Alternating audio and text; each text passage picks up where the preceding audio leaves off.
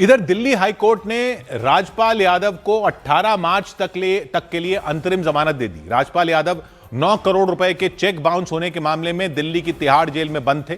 उन्होंने अपनी भतीजी की शादी में शामिल होने के लिए जमानत मांगी थी और दिल्ली हाईकोर्ट में हुई सुनवाई के दौरान उनके सामने एक शर्त रखी गई।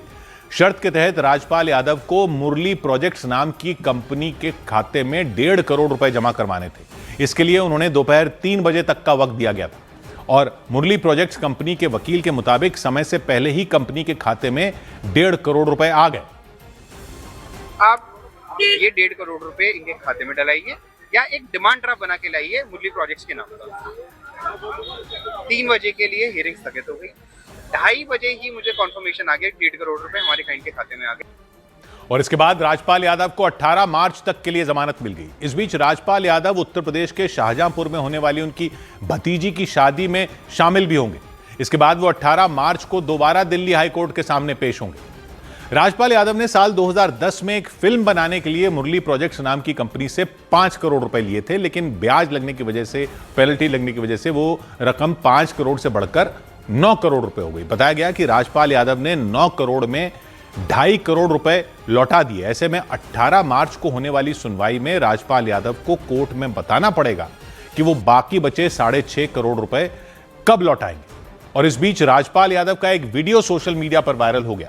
जिस वक्त ये वीडियो वायरल हुआ, राजपाल यादव दिल्ली की तिहाड़ जेल में बंद थे, लेकिन इस वीडियो के सामने आने के बाद लोगों ने मान लिया कि वो जेल से रिहा हो गए और इसके लिए सलमान खान ने उनकी मदद की, क्योंकि उस वीडियो में वो सलमान खान की जमकर तारीफ करते सुनाई दिए। बेल मिला है, क्या कहना चाहेंगे? फिल्म तो निकली, कितनी खुशी की बात कह सकता हूँ। सलमान भाई बड़े भाई की तरह हैं और सलमान भाई आज घर में उनके साथ बैठ के अंदर से बहुत खुशी महसूस होती है। सलमान भाई जैसे इंसान अपनी इंडस्ट्री में बहुत कम है। इसके अलावा उन्होंने एक सवाल के जवाब में यह बताया कि लंबे वक्त से चल रही टेंशन से आखिरकार उन्हें राहत मिल गई। कैसा महसूस करते हैं? क्या दिनों से टेंशन था और अभी थोड़ा सा रिलैक्स मिला है? मैं रिलीफ महसूस कर रहा हूँ और उनके अच्छे फ्यूचर की कामना करता हूँ। और इसके बाद सोशल मीडिया पर यह खबर आग की तरह फैल गई कि सलमान खान की मदद से राजपाल यादव जेल से बाहर आ गए, क्योंकि एक तरफ राजपाल यादव उनकी जमकर तारीफ करते सुनाई दिए, दूसरी तरफ यह खबर भी सामने आई कि राजपाल यादव के सरेंडर करने के बाद सलमान खान ने उनकी आर्थिक मदद की थी। लेकिन असल में यह वीडियो 8 साल पुराना बताया गया। 7 अप्रैल 2018 को सलमान खान को काला हिरण केस में जमानत मिली थी, सलमान खान को मिली थी। और इस वीडियो में राजपाल यादव अपनी नहीं बल्कि सलमान खान की जमानत के बारे में बोल रहे थे। 100 बात की एक बात यह कि राजपाल यादव के जेल जाने की खबर ने पब्लिक को यह तो याद दिला दिया है कि किसी को चेक दे दिया तो पैसे देने ही पड़ते हैं। चेक वापस चला गया तो जेल भी हो सकती है। जब राजपाल यादव को हो गई तो किसी को भी हो सकती है। लेकिन अगर आप सोच रहे हो कि राजपाल यादव का चेक बाउंस का केस तो 2010 से चल रहा था और 2026 में फरवरी में उन्हें कुछ दिनों के लिए ही तिहाड़ जेल जाना पड़ा क्योंकि कोर्ट ने कहा कि पैसे समय पर नहीं चुकाए, तो अगर आपको लगता है कि इतने साल लग जाते हैं कि bounce case, cheque bounce case में, तो इस गलतफहमी में मत रहिएगा। क्योंकि वो टाइम तो इसलिए लगा क्योंकि पहले कानून अलग था, 2025 से कानून बदल चुका है। अब यह मत सोचना कि आपने अगर चेक दे दिया और अकाउंट में पैसे ना हुए तो सालों तक कोई बचा रह जाएगा। यह पहले वाले कानून में होता था। पहले जरूर चेक बाउंस के केस में बहुत देरी होती थी क्योंकि समन्स यानी कोर्ट का नोटिस पहुंचाने में ही बहुत समय लग जाता था। फिर आरोपी समय मांगता रहता था, अपील करता रहता था, केस सालों तक लटका रहता था। राजपाल यादव के मामले में भी यही हुआ। उन्होंने कई बार समय मांगा, बीच में कुछ पैसे दिए लेकिन पूरा पैसा नहीं चुकाया, तो केस 15 साल से ज्यादा चल गया। अगर 2025 में सुप्रीम कोर्ट के जो नए नियम आए वो पहले लागू होते तो क्या ये इतने साल लगते? नहीं लगते, बल्कि इससे बहुत कम समय में केस खत्म हो सकता था। मतलब 1-2 साल में ही केस खत्म हो सकता था, क्योंकि अब सुप्रीम कोर्ट ने चेक बाउंस के केस जल्दी निपटाने के लिए बहुत सख्त और तेज फैसला सुनाने वाले नियम बना दिए हैं। ये नियम 1 नवंबर 2025 से लागू हो चुके हैं और पुराने केसों पर भी जहां मुमकिन होगा वहां लागू कर दिए जाएंगे। तो इन नए नियमों में एक तो समन्स बहुत जल्दी भेजने का सिस्टम बना दिया गया है। पहले समन्स डाक से जाते थे, मतलब बाय हैंड सर्व होते थे, तो आरोपी कहता रहता था कि समन्स मिले ही नहीं, यानी कोर्ट का नोटिस रिसीव ही नहीं करते थे और इसी में महीनों लगा देते थे। अब नया नियम है कि अदालत व्हाट्सएप से भी समन भेज सकती है। व्हाट्सएप से भेज सकती है, ईमेल से भेज सकती है, मैसेज भी भेज सकती है। जो शिकायत करता है यानी जिसको चेक मिला और चेक बाउंस हो गया तो वो कोर्ट में आरोपी का फोन नंबर दे सकता है, ईमेल एड्रेस दे सकता है। वो भी ना हो तो वो खुद भी समन्स जाकर दे सकता है, यानी समन्स मिले नहीं, घर पर नहीं थे, अब इस पते पर नहीं रहते वगैरह वाले सारे बहाने अब नहीं चल सकते। इससे अब आरोपी को जल्दी कोर्ट में हाजिर होना पड़ता है, भागने छिपने का मौका कम हो गया। अब राजपाल यादव के केस में अगर ये नियम पहले होते तो वो इतनी देरी नहीं कर पाते, इतना टाइम नहीं लगना था। दूसरा बड़ा चेंज जो कर दिया गया है वो ये कि अब पहले ही 20% पैसे देने पड़ सकते हैं। ये इंटरिम कॉम्पनसेशन का रूल हो गया, यानी केस शुरू होने पर ही अदालत आरोपी से कह सकती है कि चेक की रकम का 20%, यानी जैसे राजपाल यादव के केस में चेक 5 करोड़ का था तो उस 5 करोड़ का 20% यानी 1 करोड़ केस शुरू होने पर ही तुरंत शिकायतकर्ता को देना पड़ जाता। केस बाद में चलता रहेगा, लेकिन अब 20% पहले ही देने हैं।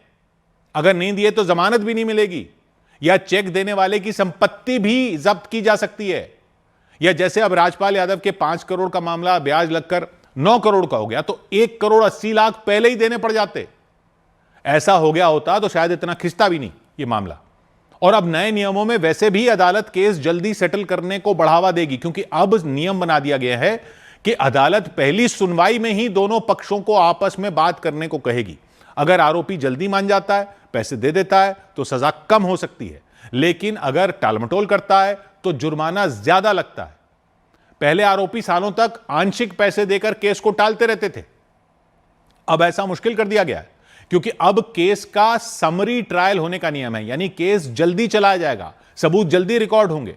अगर आरोपी झूठी जानकारी देता है, जैसे अपना नंबर ही गलत बता दे टाइम खींचने के लिए, तो नया नियम यह है कि इस पर उसके खिलाफ एक अलग केस ठोक दिया जा सकता है। हाई कोर्ट और डिस्ट्रिक्ट कोर्ट को इन नियमों को फॉलो करना पड़ता है, और उनको कहा गया है कि पुराने लटके केसों की भी तेजी से सुनवाई करनी है।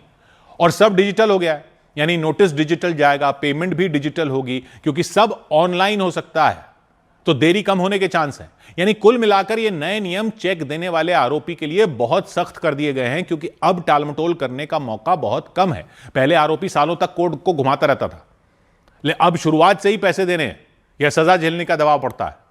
राजपाल यादव जैसे केस में अगर ये नियम 2010 में होते तो शायद 2012-15 तक ही केस खत्म हो जाता, रकम इतनी बढ़ती भी नहीं और शायद जेल भी नहीं जाना पड़ता। यानी अब चेक देने से पहले अकाउंट में पैसे जरूर चेक कर लिया कीजिए। पोस्ट डेटेड चेक तो अब तब तक मत दीजिए जब तक पक्का ना हो कि अकाउंट में पैसे होंगे। अगर बाउंस हो जाए तो तुरंत पैसे चुकाने की कोशिश करो, क्योंकि अब कानून बहुत तेज और सख्त हो गया है। छोटी गलती भी बड़ा झमेला बन सकती है, देख लिया आपने राजपाल यादव के केस में। और अगर आप वो हैं जिसको चेक मिला है, यानी आपको किसी ने चेक दिया और वो चेक बाउंस हो जाए, तो आपके लिए तो नियम पहले से बेहतर जरूर हो गए हैं, लेकिन आपको भी बहुत चीजों का ख्याल रखना है। नियम पता होने चाहिए ताकि कोई चूना ना लगा सके।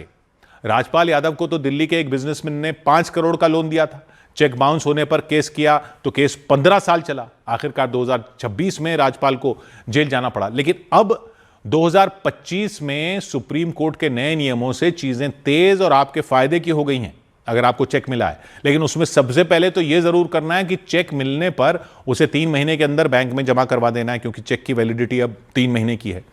अगर चेक बाउंस होता है, यानी अकाउंट में पैसे कम हैं या किसी और वजह से चेक लौट आता है, तो बैंक एक रिटर्न मेमो देता है।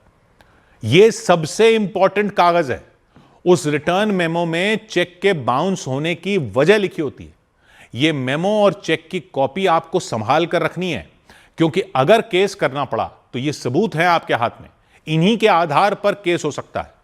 और चेक देने वाला अगर आपको बहानों में उलझा देगा तब भी देरी हो सकती है, क्योंकि बैंक का रिटर्न मेमो मिलने के 30 दिन के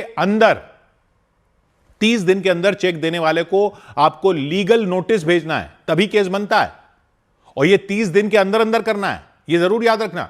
जबानी चेतावनी या धमकी देने से कुछ नहीं होगा, लिखित कानूनी नोटिस भेजना पड़ेगा आपको 30 दिन के अंदर अंदर, रजिस्टर्ड पोस्ट से या ईमेल से, या आप तो व्हाट्सएप से भी भेजा जा सकता है। लेकिन सबूत चाहिए इसका कि आपने भेजा 30 दिन के अंदर अंदर। नोटिस में बताना होता है कि चेक बाउंस हुआ, कितने पैसे देने हैं, 15 दिन में पैसे चुकाओ, वरना नेगोशिएबल इंस्ट्रूमेंट्स एक्ट की धारा 138 के तहत केस कर देंगे।